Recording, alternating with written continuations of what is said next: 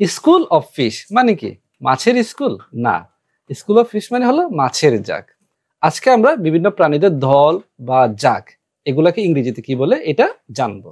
তাহলে শুরু করা যাক। মাছের জাগ স্কুল অফ ফিশ। পাখির দল ফ্লোক অফ বার্ডস, পাখির দল ফ্লোক অফ বার্ডস। কবুতরের দল ফ্লাইট অফ ডাভস, কবুতরের দল ফ্লাইট অফ ডাভস।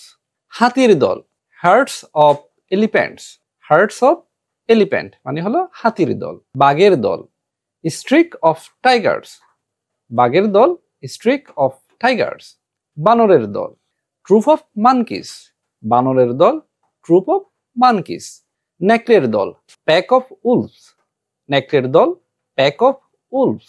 সিংহের দল প্রাইড অফ লায়ন্স, সিংহের দল প্রাইড অফ লায়ন্স। মৌমাছির দল সোয়ার্ম অফ বিস, মৌমাছির দল সোয়ার্ম অফ বিলস।